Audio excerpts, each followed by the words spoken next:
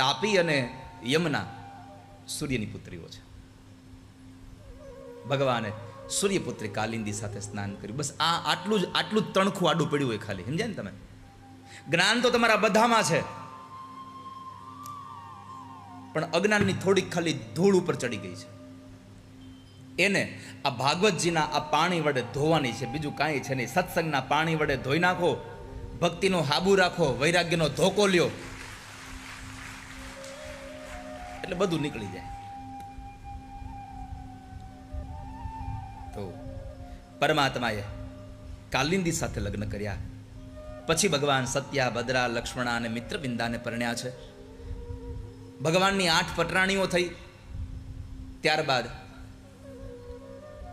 ભૌમાસુર નામના એક અસુર રાજાએ 16,100 કન્યાઓને કેદ કરેલી.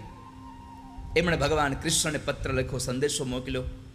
પરમાત્માએ એ બધાને છોડાવ્યા અને કહ્યું કે જાઓ, હવે તમે તમારા પિતાજીના ઘરે ચાલ્યા જાઓ. સ્ત્રીઓ પ્રાર્થના કરે, પ્રભુ અમે એક રાજાના કેદખાનામાં હતા, આપે અમને છોડાવ્યા, પણ અમે અપરિણિત હતા ત્યારે રાજાએ અમારું હરણ કરી અમને બધાને કેદ કર્યા. આજ તમે છોડાવ્યા, અમે અમારા પિતાજીના ઘરે જઈએ, પણ અમારી સાથે કોણ સારો માણસ લગ્ન કરશે? હવે અમારી સાથે આ ઘટના ઘટી છે, કોણ લગ્ન કરશે? અમે તમને પ્રાર્થના કરીએ છીએ, તમે અમારો હાથ સ્વીકારો. ભગવાને 16,100 કન્યાઓનો હાથ સ્વીકાર્યો છે, લગ્ન કર્યા. શા માટે? વાસનાથી? ના, પરમાત્મા સમજી ગયા કે આ બધી જ સ્ત્રીઓની માનસિક દશા ખરાબ થઈ ગઈ છે. આ કથા સમાજના શ્રેષ્ઠ લોકોને ઉપદેશ કરનારી કથા છે. સમાજના શ્રેષ્ઠીઓ માટે છે, સમાજના મોટા માણસો માટે આ કથા છે, સમાજના પ્રતિષ્ઠિત માણસો માટે આ કથા છે.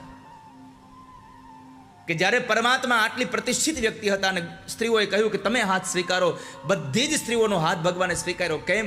તો કહે છે ભગવાન સમજી ગયા હતા કે આ બધી સ્ત્રીઓ માનસિક રીતે ભાંગી પડી છે.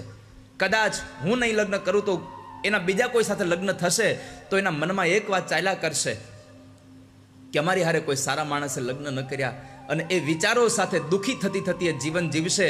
એના દાંપત્ય જીવનમાં એને ત્યાં ગર્ભ રહેશે, એના ઉદરમાં બાળક મોટું થતું હશે, પણ એની માનસિકતા ખરાબ હશે તો એ માનસિકતાની અસર એના બાળક ઉપર પડશે. આ બધી સ્ત્રીઓ સંતાનોને જન્મ આપશે તો સમાજ બગડી જશે. સમાજ ન બગડે એટલા માટે પરમાત્માએ બધી સ્ત્રીઓનો હાથ પકડ્યો છે. યત્ર નાર્યસ્તુ પૂજ્યંતે રમંતે તત્ર દેવતા. જ્યાં નારીઓનું સન્માન થાય છે ત્યાં ભગવાન નૃત્ય કરીને નાચે છે, પરમાત્મા રાજી થાય છે. એટલે ભગવાને હાથ સ્વીકાર્યો. આ કથા સમાજના લોકોને ઉપદેશ કરે છે, મોટા માણસોને ઉપદેશ કરે છે કે સમાજમાં કોઈ નાના માણસો સાથે કોઈ એવી ઘટના ઘટી હોય ત્યારે સૌથી પહેલાં મોટા માણસો એનો હાથ પકડે, જેથી કરીને એની માનસિકતા ભાંગી ન પડે. મોટા લોકો એનો હાથ પકડે. આ કથાઓ આપણને આ જ ઉપદેશો આપે છે. વાલા સ્વજનો,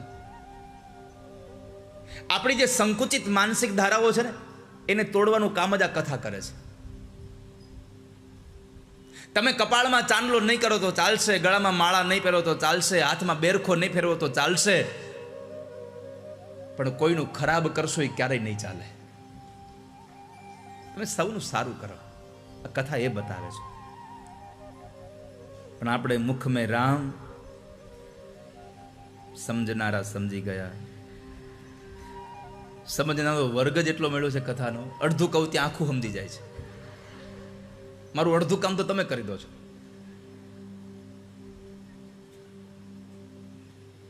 તો ભગવાને લગ્ન કર્યા, પરમાત્માનું દાંપત્ય જીવન ચાલ્યું. ગ્રંથોમાં લખ્યું છે ભગવાનને ત્યાં એક સ્ત્રીથી, એક પત્ની દ્વારા 10 દીકરાઓ અને 1 દીકરીઓ હતી. ભગવાનનો એટલો મોટો પરિવાર હતો. સમય ઘણો વ્યતીત થયો. ભગવાનના દીકરા પ્રદ્યુમ્ન મહારાજે રૂકમીની દીકરીનું હરણ કર્યું, એની સાથે લગ્ન કર્યા. એ રૂકમીની દીકરી સાથે લગ્ન કર્યા અને પ્રદ્યુમ્ન મહારાજને ત્યાં દીકરો થયો અનિરુદ્ધ મહારાજ. અનિરુદ્ધ મહારાજે રૂકમીના દીકરાની દીકરીની સાથે લગ્ન કર્યા અને એ લગ્નમાં જુગાર રમાતો હતો.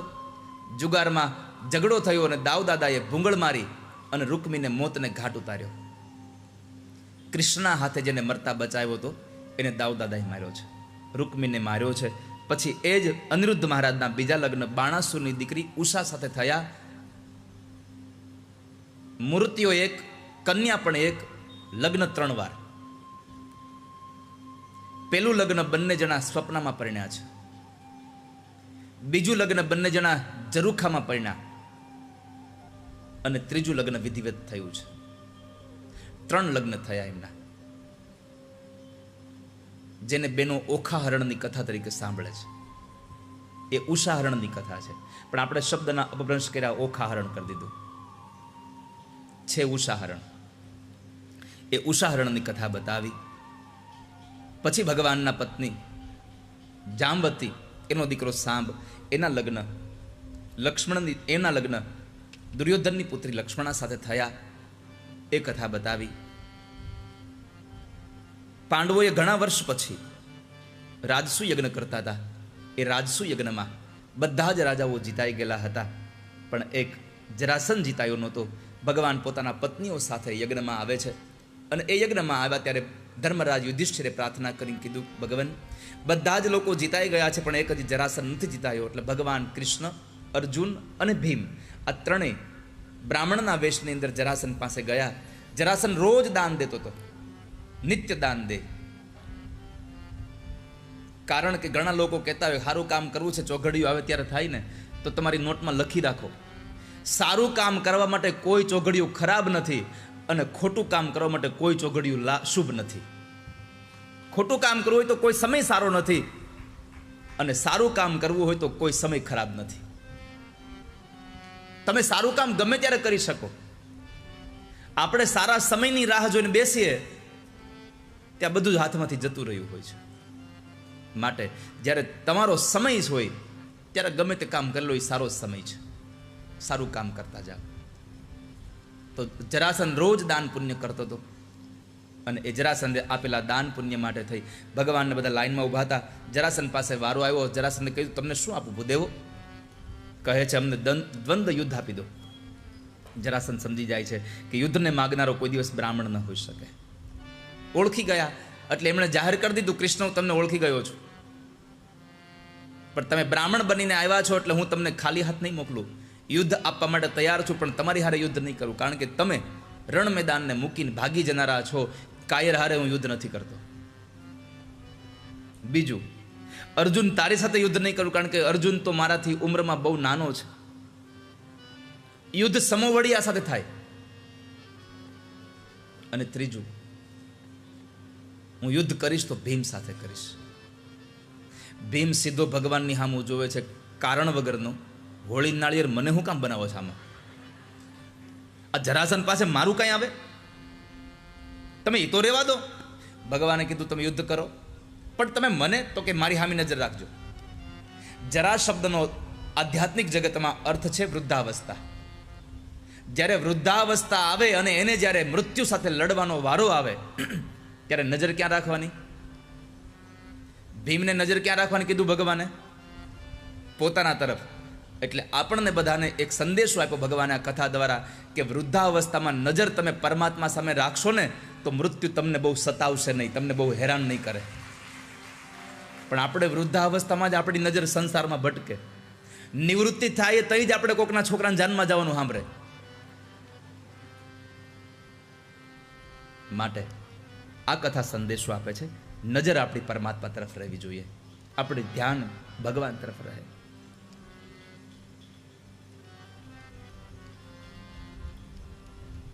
પરમાત્માની ઓર નજર રહે, અને તમે ભગવાન તરફ નજર રાખશો તો ભગવાન તમારા તરફ નજર રાખશે. અમને માર્ગ આપો. એટલે ભીમ ભગવાનની સામું જોઈને પછી યુદ્ધ કરે છે જરાસંઘ પાસે. આપણે સૌ જાણીએ ભીમના હાથે જરાસંઘનો ઉદ્ધાર ભગવાને કરાવ્યો. આ કથા આપણને સંદેશ આપે છે, નજર પરમાત્મા તરફ રાખજો. પછી પરમાત્મા ત્યાં જરાસંઘનું રાજ્ય એના જ દીકરા સહદેવને સોંપી દે. મુગુટ લઈને ખાલી આવ્યા. યજ્ઞ થવાની તૈયારીમાં એક સભા ભરાણી, અને એ સભાની અંદર એક પ્રસ્તાવ રજૂ થયો કે આપણે આટલો મોટો યજ્ઞ કરીએ છીએ તો અગ્રપૂજા કોની કરીશું? બહુ બધા દેવતાઓના નામ આવ્યા, પણ એમાં એક જરાસંઘનો દીકરો સહદેવ ઊભો થઈને કહે છે કે આ યજ્ઞમાં અગ્રપૂજાને લાયક જો કોઈ હોય તો એ દ્વારિકાવાળા ભગવાન કૃષ્ણ છે, એની પૂજા કરીએ આપણે. બધા લોકોએ આ પ્રસ્તાવને વધાવ્યો, બધાને ગમ્યું, પણ દુનિયામાં બધાને ગમે એ અમુકને ન જ ગમતું હોય. એક જણાએ વિરોધ કર્યો. અને આ સંસારમાં યાદ રાખજો, ઘણા બધાને ખાલી ભગવાને સ્પેશિયલ કોટામાં મોકલ્યા છે વિરોધ કરવા જ. એનું કામ એક જ હોય, વિરોધ કરવાનું. એનું બીજું કઈ કામ જ નથી.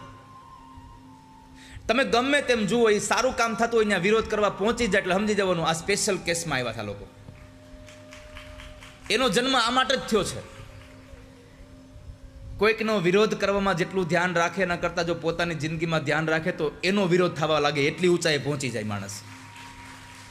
અને વિરોધ ત્યારે જ થાય જ્યારે તમે ઉપર પહોંચો. ત્યારે તમે સાયકલ લઈને નીકળો ને તો કોઈને કાંઈ પડી નથી, પણ તમે મોટી ગાડી લઈને નીકળો એટલે પછી ઈર્ષા થાય છે.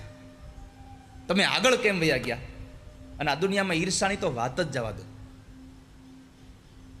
રાજાએ એના મંત્રીને પૂછ્યું કે મંત્રી, આપણા રાજ્યમાં આપણે મારી જગ્યાએ કોઈને રાજા બનાવવો હોય તો કોને બનાવાય?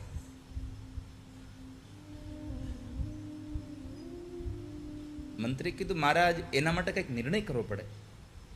શું નિર્ણય કરવો પડે? હવે કોઈને આપણે ચૂંટી લઈએ તો કદાચ આપણી પસંદગી ખોટી પણ નીવડે, પણ આપણે એક કામ કરીએ તો પ્રજાને જ કહીએ તો એ પ્રજા જ એના આપણા માટે થઈને આપણું કામ કરે, રાજા ગોતે. અથવા એક નિર્ણય કરીએ. શું? આપણે સવારે તમે અહીંયા ઝરૂખામાં ઉભા રહો ઉપર, નીચે આખા ગામના લોકો ભેગા થાય અને એ બધા લોકો નીચે ઊભા હોય ને તમે અહીંયા ઉપરથી એક પીછું મૂકો, એ પીછું જેના માથે પડે એ આપણો રાજા. આવો નિર્ણય કરીએ. ભલે. ગામને ભેગું કર્યું, ગામ બધું નીચે ટોળું ભળાઈ ગયું. ઉપર મહારાજ હતા, ઘોષણા થઈ અને મહારાજે ઉપરથી પીછું મૂક્યું અને પીછું મૂકીને વયા ગયા કે જે રાજા બને એને અંદર લઈ આવજો. કલાક, 2 કલાક, 3 કલાક થઈ, કોઈ રાજા બનીને આવ્યું નહીં. મંત્રીને બોલાવ્યા, મંત્રી આ 3 કલાક થઈ હજી કોઈ રાજા ના આવ્યું, કોણ બન્યું રાજા? મહારાજ હજી કોઈ નક્કી નથી થયું. શું વાત કરો છો? કેમ? તો કે પીછું હજી પડ્યું જ નથી. અરે પણ આટલી બધી વાર લાગે? તો કે હા, હજી વાર લાગે છે. કેમ? તો કહે પીછું જેમ નીચે આવે ને તો જેના માથા ઉપર પડતું એની બાજુવાળો એને ફૂંક મારી ઉડાડી નાખે છે. આ સંસારમાં ઈર્ષાનો ભાવ બહુ રહ્યો છે. બીજાનું સારું થતું હોય આપણે જોઈ નથી શકતા. બીજો રાજા બને આપણાથી સહન નથી થતું. હું ન બનું તો કાંઈ નહીં, પણ એ તો ન જ બનવો જોઈએ. માં જાનકીનો જ્યારે સ્વયંવર થયો ત્યારે જ્યારે કોઈ ત્યાંથી ધનુષ ઉપડ્યું નહીં,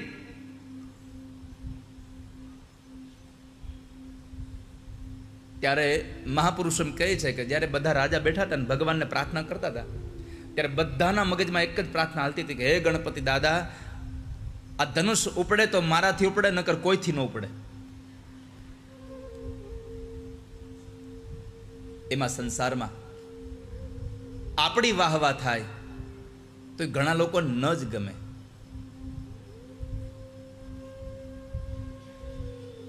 કારણ કે વિરોધ વગરની પ્રગતિ કોઈ દી મળતી જ નથી આપણને. અને પ્રગતિ મળે એટલે તમારો વિરોધ હારે હારે આવે. અને પાછું સૌથી મોટી આશ્ચર્યની વાત એ છે કે વિરોધ કરનારને ખબર ન હોય એ વિરોધ હું કામ કરે છે. તમારું ખરાબ બોલનારા માણસને કંઈ ખબર જ ન હોય હું કામ ખરાબ કરે. કારણ કે ન તમે એને પૂછીને પૈસા આપવા ના પાડી હોય, ન તમારી હારે કાંઈને વ્યવહાર હોય, તોય તમારો વિરોધ કરવો પડે. એને ખબર જ ન હોય કાંઈ.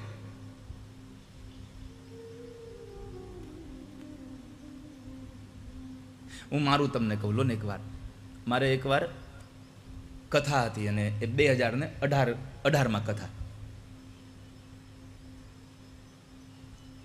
અને એક ભાઈએ સુરતમાં હીરાની ઘંટીએ બેઠા બેઠા વિડીયો બનાવ્યો કે આ કથાકારને રોજ એનો ઉતારો નવો જોઈએ છે, રોજ એના ઉતારે નવી સિરીઝ લાઇટો જોઈએ છે, રોજ નવા સોફા લઈ આવવાના. વાહ, જુઓ તો ખરા. અને છેલ્લે લખ્યું એને આ 25 લાખ રૂપિયા લઈ છે. મેં કીધું જે કથા કરે એને પૂછો હું કેટલા લઉં છું. પોથી લઈને આવું છું, જે આપે ને એ લઈને વયો જાઉં છું, યાદ રાખજો. દક્ષિણામાં અહીંયા આ ગુરુની લોકો આવ્યા છે, પૂછો એને. પણ જ્યારે જ્યારે વિરોધ થાય, આ 25 લાખ રૂપિયા મારા બોલાય ને તે મને બહુ ગમે. ઘણાએ તો હમણાં 51 લાખે કીધા છે. 51 લાખનું એક માણસે કીધું છે, પણ મને ગમ્યું બહુ. એણે આપણને ગોલ આપ્યો કે તમારી કિંમત અહીં તમારે પહોંચાડવાની છે. એણે આપણને આપણો ગોલ એણે આપણને નક્કી કરીને આપ્યો. નજુભાઈ હમણાં છે ને યુટ્યુબમાં મારો એક વિડીયો, મારા મકાનનો વિડીયો છે, તમે જોજો તો ખરા. કેટલું મારું મોટું મકાન છે, જુઓ આલિશાન બંગલો, કેટલા કરોડનો જિગ્નેશ દાદાનો બંગલો. મને ગમ્યું બહુ. શું કા ખબર છે કે જેદી તેદી આપણે આવો બનાવવાનો છે. અત્યારે આપણે ભલે ભાડાના મકાનમાં રહીએ છીએ. અત્યારે મારો પરિવાર અમદાવાદમાં ભાડાના મકાનમાં રહે છે, યાદ રાખજો. અમે રેન્ટ ઉપર રહીએ છીએ. અને તોય મારો વિડીયો શું કામે વ્યાસપીઠે બેઠા પછી તમારા આટલા બધા લોકોનો પ્રેમ મળ્યો, એ સહન નથી થતો. તમે મને પ્રેમ કરો છો, એ સહન નથી થતું. પણ આપણે આનંદમાં રહેવા જેવું છે. આપણે પ્રગતિના પંથે છીએ એટલે વિરોધ થાય છે આપણો. નહીં તો તમારો વિરોધ ન થાય કોઈ દિવસ.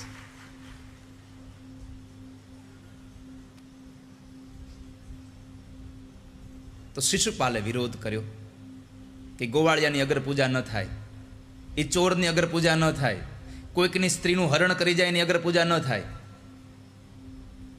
બહુ વિરોધ કર્યો, ભગવાનને ગાળો દીધી. ભગવાને સાવધાન પણ કર્યો હતું કે શિશુપાલ, મેં મારા ફૈબાને વચન આપ્યું છે કે હું તને 100 અપરાધ કરીશ ત્યાં સુધી માફ કરી શકીશ, પછી નહીં કરું. પણ આજે આવેશમાં આવી એટલી બધી ગાળો ભગવાનને બોલ્યો, એટલી બધી ગાળો ભગવાનને બોલ્યો કે અંતે 100 ગાળ બોલ્યો, 101 ગાળ બોલી. એ જ સમય પરમાત્માએ સુદર્શન ચક્ર વેતું કરી શિશુપાલનું મસ્તક કાપી નાખ્યું. ભગવાને ભરી સભામાં શિશુપાલનો ઉદ્ધાર કર્યો.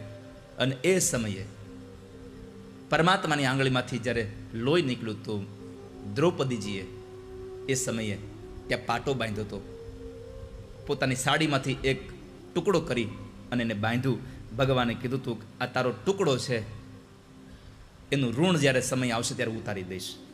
અને પછી જ્યારે નિર્વસ્ત્ર કરવામાં આવે ત્યારે ભગવાને 999 ચીર ઠાકોરજીએ પૂર્યા છે એના.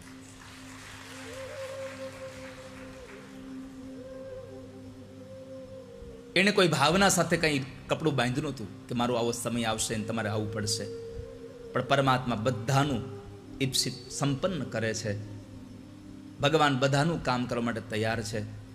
અને એટલા માટે જ એક શબ્દ લખાયો કે ચિથરું બાંધો, ચિથરું બાંધે અને ચીર પૂરી આપે. ચિથરું બાંધે અને ચીર પૂરી આપે. આનાથી વધારે હરી બીજી શું બાહેંધરી આપે? ચિથરું બાંધે અને ચીર પૂરી આપે. ભગવાને બાહેંધરી આપી દી આપણને કે દ્રૌપદી એક ચિથરું બાંધ્યું તું, મેં ચીર પૂરી આપ્યા છે. હવે તમારા ઉપર છે, તમે ભગવાન માટે કશું કરી જુઓ, પછી ભગવાન તમારા માટે કેટલું કરે છે એ જોવા દો સમાજને. દ્રૌપદીએ જ્યારે ચિથરું બાંધ્યું એની વાત કદાચ સભામાં બેઠેલા લોકોને ખબર હતી, પણ જ્યારે ભગવાને ચીર પૂર્યા એ આખી દુનિયાને ખબર હતી ઠાકોરજીએ ચીર પૂર્યા છે, ઠાકોરજી ચીર પૂર્યા છે. ભગવાને શિશુપાલનો ઉદ્ધાર કર્યો. પછી ત્યાં આગળ યજ્ઞની અંદર પરમાત્માએ બ્રાહ્મણોની પત્રાવાળી ઉપાડી પોતાની પત્નીઓ પાસે યજ્ઞશાળાની સફાઈ કરાવરાવી. શ્રમનો મહિમા છે યજ્ઞમાં. આ કથા આપણને ઉપદેશ કરે છે કે કોઈ જગ્યાએ યજ્ઞ ચાલતો હોય, ચાહે આવો જ્ઞાન યજ્ઞ હોય, ચાહે દ્રવ્ય યજ્ઞ હોય, કોઈ પણ યજ્ઞ ચાલતો હોય, એ યજ્ઞમાં આપણે બીજું કંઈ ન કરીએ તો કાંઈ નહીં, પણ ત્યાં જઈને જો સ્વચ્છતા કરીશું, ત્યાં સફાઈ કરીશું ને તોય ઠાકોરજી રાજી થશે. યજ્ઞની સ્વચ્છતા કરવી એ પણ પરમાત્માને બહુ ગમે છે. તો ભગવાને એ શ્રમ યજ્ઞ બતાવ્યો. પછી પરમાત્મા દ્વારિકા ગયા યજ્ઞ સંપન્ન કરાવીને. તો દ્વારિકામાં શાલ્વએ ચડાઈ કરેલી. ભગવાને શાલ્વનો ઉદ્ધાર કર્યો. એના દિવ્ય વિમાનને ભગવાને નાશ કર્યો. દંતવક્રને વિદુરથે ચડાઈ કરી તો ભગવાને એને પણ માર્યા. એટલે પછી ભગવાને દંતવક્રને વિદુરથને માર્યા તો શિશુપાલ અને દંતવક્ર બે મરાયા. એટલે બંનેનો ત્રીજો જન્મ અહીંયા સમાપન થયો અને પરમાત્માએ એને મોક્ષ ગતિ આપી, એને મુક્તિ આપી. એ કથા બતાવી. સમય વ્યતીત થયો અને પરીક્ષિત મહારાજે પ્રશ્ન કર્યો, બાપજી આ બધું તો ઠીક છે, પણ તમે મને નવધા ભક્તિની વાત કરતા હતા. શ્રવણમ કીર્તનમ વિષ્ણુ સ્મરણમ પાદ સેવનમ અર્ચનમ વંદનમ દાસ્ય સખ્ય આત્મનિવેદનમ. તમે નવધા ભક્તિની વાત કરતા હતા, એમાં એક ભક્તિ સખ્ય ભક્તિની વાત તમે કરી, તો મને એ બતાવો ને ભગવાનનો સખ્ય ભાવ કેવો છે, પરમાત્માને પોતાના મિત્રો પ્રત્યે કેવી ભાવના છે, ભગવાનનો સખા ભાવ કેવો છે. મારે સખા ભાવની વાતને સાંભળવી છે. કોઈ ભગવાનનો મિત્ર હતા? હા, ભગવાન જ્યારે સાંદીપની ઋષિના આશ્રમમાં ભણતા હતા ને, ત્યારે સુદામા નામના બ્રાહ્મણ ભગવાનના મિત્ર હતા. તો બાપજી, હું તમને પ્રાર્થના કરું છું, આપ મને સંભળાવો ને, મારે આ બે મિત્રની કથા સાંભળવી છે. 2 અધ્યાયમાં સુદામા ચરિત્રની કથા છે, એટલે અને મૂળ કથા તમે બધા વાકેફ છો, એટલે હું તમને મૂળ કથા કરતા એમાંથી જે 1-2 સંદેશાઓ મારે તમને આપવા છે, એ તમને આપીને હું કથાના વિશ્રામ તરફ જાઉં.